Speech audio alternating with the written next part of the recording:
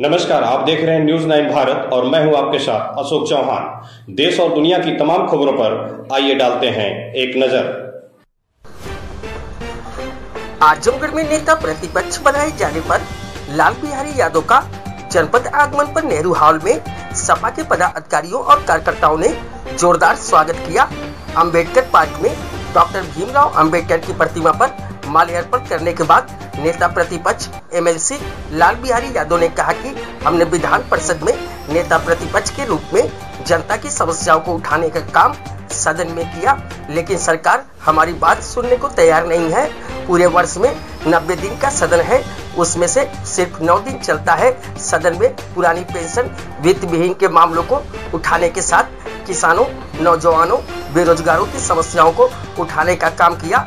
सरकार बातें भले बड़ी बड़ी करती है पर जमीन स्तर पर काम नहीं हुआ। शिक्षा के प्रति बिल्कुल गंभीर नहीं है। यही कारण है कि लोकसभा उपचुनाव में इसका खामियाजा भाजपा को भुगतना पड़ा।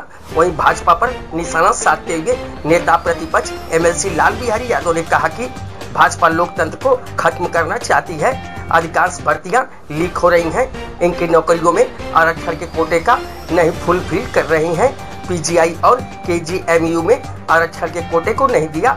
वहीं पत्रकारों के सवालों का जवाब देते हुए कहा कि दंगों के पक्ष में नहीं है, हम शांति चाहते हैं। नियम कानून से चले, कानून का राज हो। उपद्रवियों के खिलाफ कड़ी कार्रवाई होनी चाहिए। इस समय में भाजपा जाति के आधार पर गठजोड़ अपमान सम्मान कर रही है। देश में जो नया लोकसभा बना है उसका उद्घाटन किसको करना चाहिए? राष्ट्रपति को, पर उनसे नहीं कराया गया। मंदिर के उद्घाटन पर भी नहीं बुलाया गया। भाजपा जाति बिरादरी के आधार पर राजनीति करती है, उस पर हम लोग विश्वास नहीं करते। वहीं विधानसभा के लिए 10 सीटों पर होने वाले उपचुनाव पर सपा एमएलसी का कहना है कि सभी 10 सीटों पर समाजवादी पार्टी चुनाव जीतने जा रही है, इसमें कहीं कोई शक नहीं है। इस अवसर पर सपा जिलाध्यक्ष हवलदार यादव, अखिलेश यादव विधायक मुबारकपुर, दुर्गा प्रसाद यादव सदर विधायक, कमला प्रसाद यादव पूर्व एमएलसी, नंद किशोर यादव सहित बड़ी संख्या में पार्टी के पदाधिकारी और कार्यकर्ता उपस्थित रहे। न्यूज़ 9 भारत के लिए आजमगढ़ से अमित खरवार की रिपोर्ट।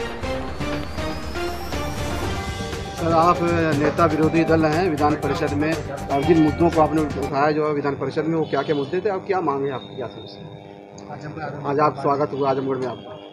देखिए, हमने विधान परिषद में नेता प्रतिपक्ष की हैसियत से जो है समाज में उत्तर प्रदेश के अंदर जो समस्याएं हैं जनता की, और सबको उठाने का जो है प्रयास किया, लेकिन सरकार सुनने के लिए तैयार तो है नहीं। सरकार जो है 1 महीना जहां सदन चलाना चाहिए वहां पर 3 दिन सदन, 4 दिन चलाती है। पूरे सत्र में जो है पूरे साल में 90 दिन का सदन होना चाहिए तो 9 दिन चला देती है जो है। तो इस नाते पूरे मुद्दे जो है सरकार के सामने हम लोग रख नहीं पाते हैं, हम लोगों की मजबूरी है। और मैं आजमगढ़ में आज आया हूं और मैं सबसे पहले धन्यवाद दे रहा हूं अपने राष्ट्रीय अध्यक्ष माननीय अखिलेश यादव जी को कि जिन्होंने मुझे ये सम्मान जो है दिया और जिससे आजमगढ़ का गौरव बढ़ाने का काम किया। इसलिए मैं राष्ट्रीय अध्यक्ष जी को बहुत बहुत उनका आभारी हूं, उनका हृदय से हार्दिक स्वागत करता हूं, अभिनंदन करता हूं। पुरानी पेंशन है, इसके अलावा जो है वित्त विहीन जो शिक्षक हैं उनकी समस्या, वित्त विहीन शिक्षकों की समस्याओं को भी उठाया। पुरानी पेंशन, उसको भी सरकार ने इनकार किया। पुरानी पेंशन देने से भी सरकार ने सदन में इनकार किया। जो समस्याएं समाज में हैं विभिन्न संवर्ग के शिक्षकों की, और चाहे समाज में जो है किसानों की, नौजवानों की, बेरोजगारों की, सरकारी आंकड़ा देकर के साबित करती है कि हम बहुत कुछ कर रहे हैं, लेकिन धरातल पर कहीं कुछ दिखाई नहीं दे रहा। ये बातें हम लोग जो है उनसे कहते हैं, लेकिन वो सुनने के लिए तैयार नहीं है, जिसका परिणाम है कि पार्लियामेंट का जब चुनाव हुआ तो जनता ने पूरी तरह से नकारने का काम किया। समान कार्य समान वेतन की भी आप लोग आवाज़ उठाते हैं, मांग करते हैं। समान कार्य के लिए समान वेतन की मांग जो है तो बहुत पहले से चली आ रही है, और सुप्रीम कोर्ट ने भी इस पर जो है अपना व्यू दिया कि समान कार्य का समान वेतन दिया जाए। लेकिन अभी आप लोगों ने देखा कि तदर्थ शिक्षकों को इन्होंने बर्खास्त कर दिया। फिर जो है दबाव हमने सदन में बनाया तो इन्होंने उनको मानदेय पर 25, जो 1 लाख पाते थे उनको 25,000 और 30,000 पर कर दिया। ये शिक्षा और के प्रति तो बिल्कुल गंभीर सरकार नहीं है, और यह सरकार जो है शिक्षा के स्तर को दिन प्रतिदिन गिराते चली जा रही है। महंगाई बढ़ती चली जा रही है, बेरोजगारी बढ़ती चली जा रही है, भ्रष्टाचार थानों और तहसीलों पर चरम सीमा पर है। जो है जनता बिल्कुल से परेशान है। बी आर अम्बेडकर की मूर्ति पर जैसे और आप लोग संविधान की बात करते हैं, लोकतंत्र की बात करते हैं, आरक्षण की बात करते हैं, उसके बावजूद क्या लग रहा है कि ये जो विपक्षी नेता हैं उनकी आवाज़ दबाई जा रही है? लोकतंत्र है, हमारा लोकतंत्र को पूरी तरह से भारतीय जनता पार्टी की सरकार ख़त्म करना चाहती है। सदन में भी हम लोग देखते हैं, मैं नेता प्रतिपक्ष हूँ, मेरे बोलने का समय की कोई बाध्यता नहीं है, फिर भी उस पर बाध्यता लगाई जाती है कि आप 10 मिनट बोलेंगे, 5 मिनट बोलेंगे। जो कॉन्स्टिट्यूशन है उसको पूरी तरह से ख़त्म कर रहे हैं। जैसे आरक्षण है, आरक्षण में है कि बैकवर्ड को 27% आरक्षण दिया जाए, शेड्यूल कास्ट को 21%, 2% शेड्यूल ट्राइब।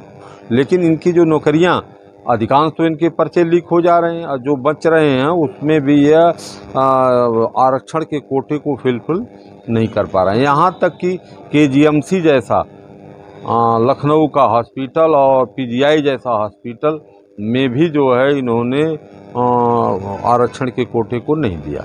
उपचुनाव को लेकर क्या कहना?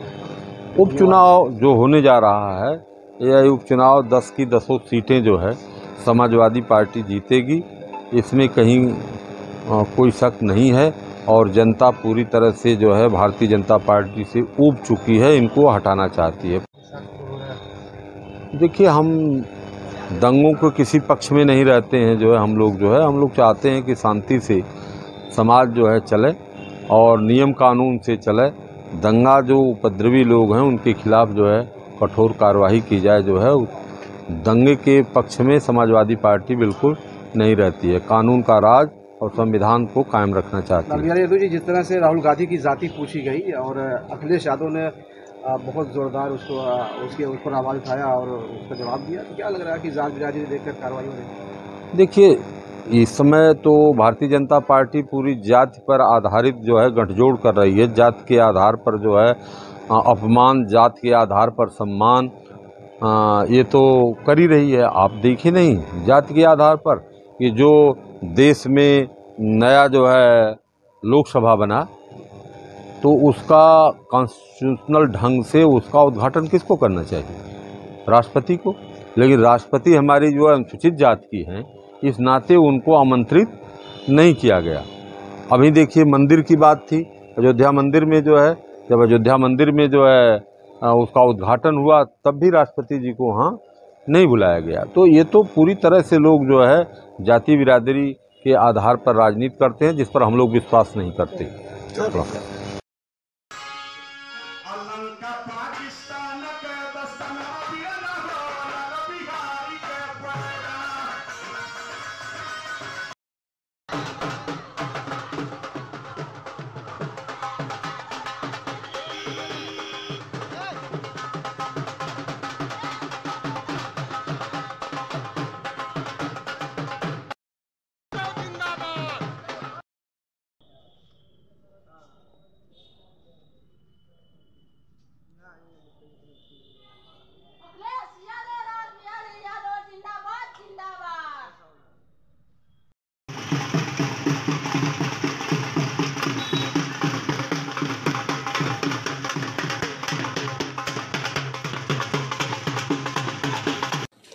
यहाँ खबरों का सिलसिला कभी नहीं थमता। सिर्फ और सिर्फ बने रहिए न्यूज़ 9 भारत पर। अब चाहूंगा इजाजत, नमस्कार।